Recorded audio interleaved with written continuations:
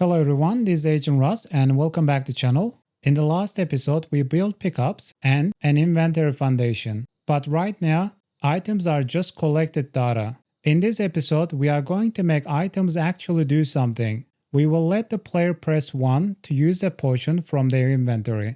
That will go through a proper event-driven pipeline. Input requests item use.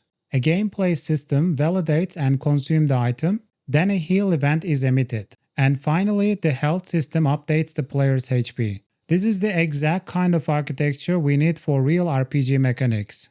We need to add new event types. Let's go to event types file. Inside here, we're going to add event use item request, event item use, and event heal. We are introducing 3 new events. One for requesting item use, one for confirming an item was used, and one for healing. This keeps our system small and specialized. Next, we are going to update the item database with usable item metadata. Let's go to item database file. Inside here, we are going to add category, consumable, use, type is heal, amount is 25. And let's change the description as well. So it's going to be restore 25 health. Now a potion is more than just a name and stack size. It also contains gameplay data describing what happens when the item is used. That's the key shift toward data-driven RPG systems. Next, we are going to add a quick use input. Let's go to input file. Inside here, we're going to say this.use slot 1 pressed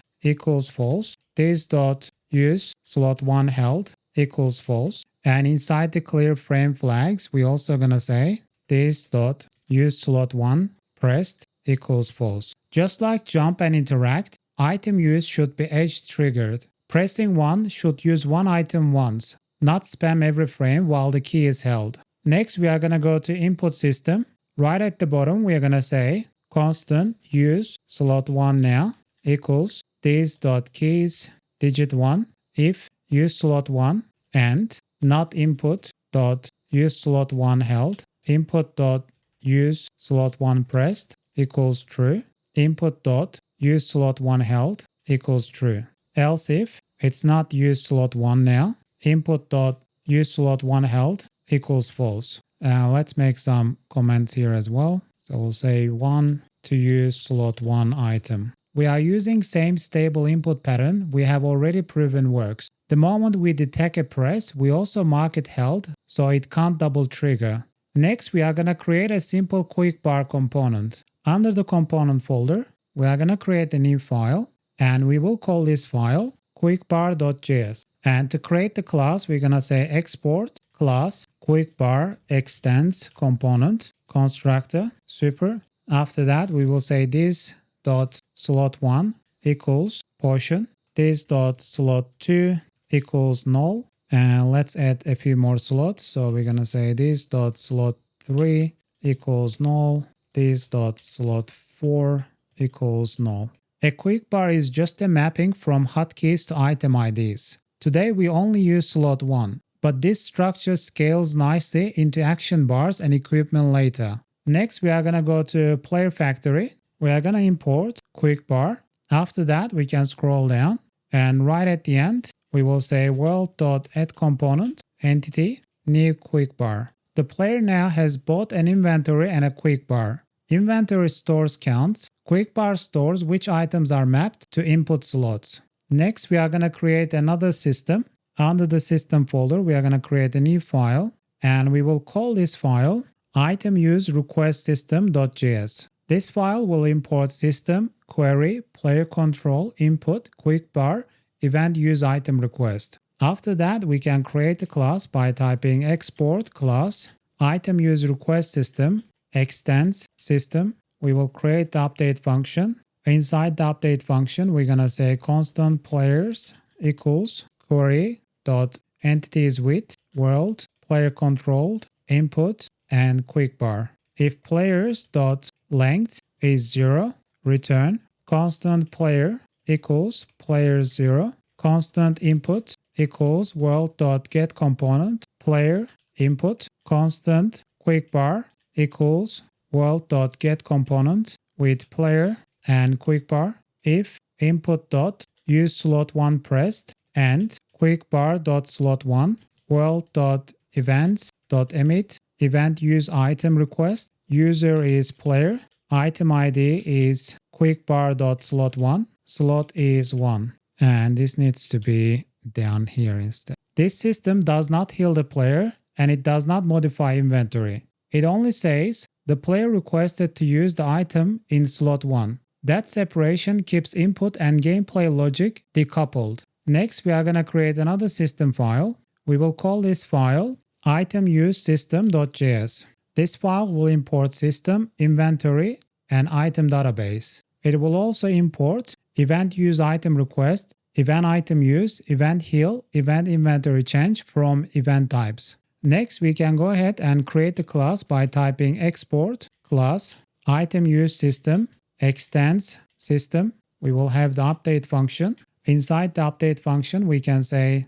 constant request equals world.events.consume event use item request. If request.length is 0, return. For constant event of request, constant inventory equals world.getComponent event.user inventory. If it's not inventory, continue. Constant item definition equals item database event.itemID. If it's not item definition, continue. Constant current count equals inventory.items event.itemID. If not 0. If current count less than equals 0, continue. Then we can consume the item. Let's make a comment here. Say consume one item. Constant before equals current count. Constant after equals math.max 0. Current count minus 1. Inventory.items event.itemID equals after. World.events.emit event inventory changed. Entity is event.user. Item ID is event.itemID. Before, after, amount is -1. Then we need to apply the item effect. So let's make a comment here. Say apply item effect through another event. For that, we're going to say constant use data equals item definition dot use. If it's not use data, continue. If use data dot type is heal, world.events.emit event heal. Target is event.user. Amount is use data.amount. Source item ID is event.itemID. This is where the item usage becomes real gameplay. We validate the request, confirm the player actually has the item, reduce the count, then emit follow-up events. Notice we still do not directly modify health here. We emit a heal event instead. That keeps item use and health logic cleanly separated. Next, we are going to create another system file. We are going to call this file HealSystem.js.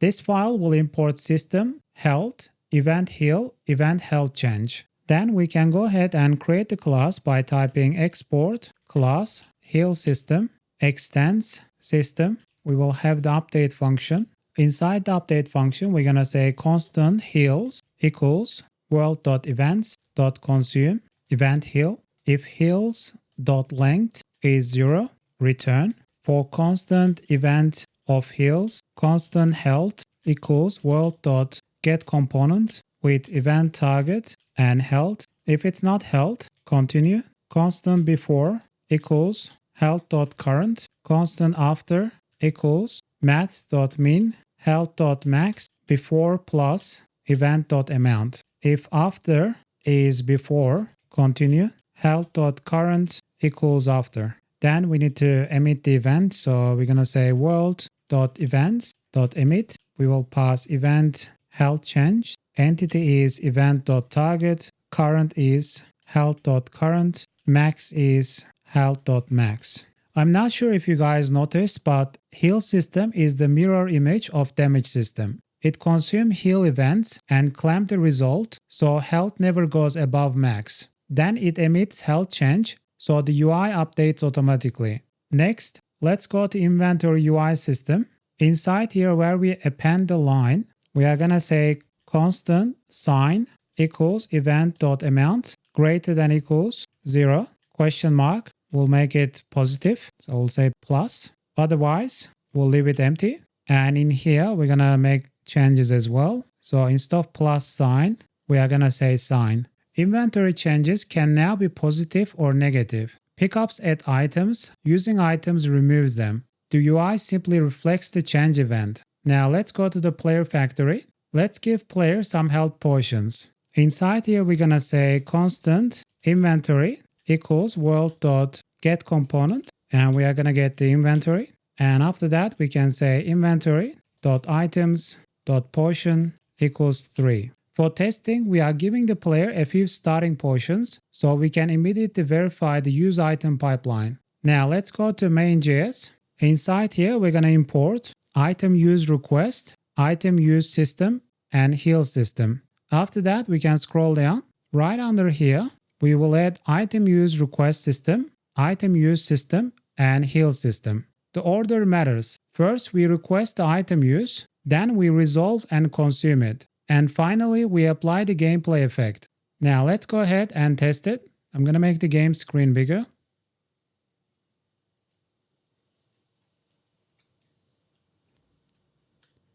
I'm going to reduce the health by pressing K.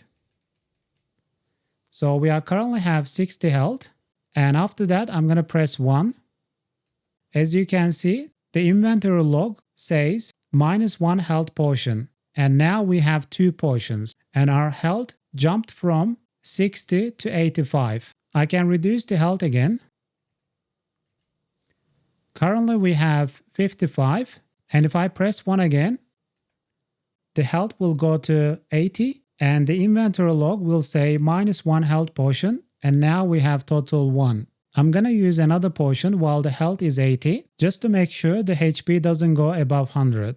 So we're going to press 1, and the health stays at 100. Inventory log will say -1 health potion, and now total we have 0. We can go ahead and collect a health potion. I'm currently on top of the health potion. I'm going to press E. It will say +1 health potion, and the total is 1. We can collect other items as well.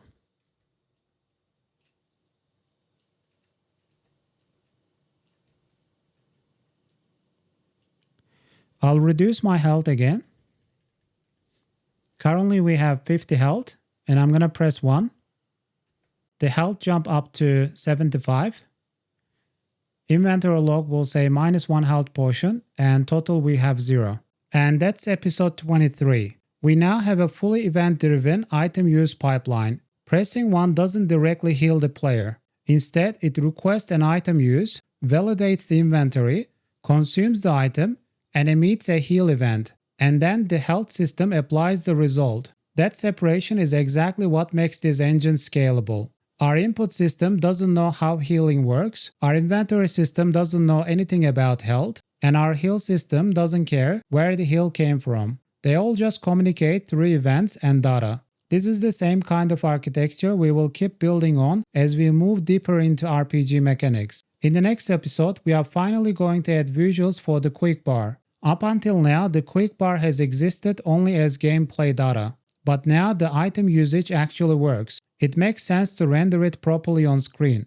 In episode 24, we will build a visible Quickbar UI, item slot visuals, stack counts, selected slot highlighting, and a cleaner connection between the Quickbar inventory and item database. That will make the engine feel much more like a real RPG interface instead of just a backend system. If you are enjoying this step-by-step ECS engine series, make sure to like the video and subscribe to the channel. And I'll see you guys in the next episode. I'm AgentRuss. See you next time.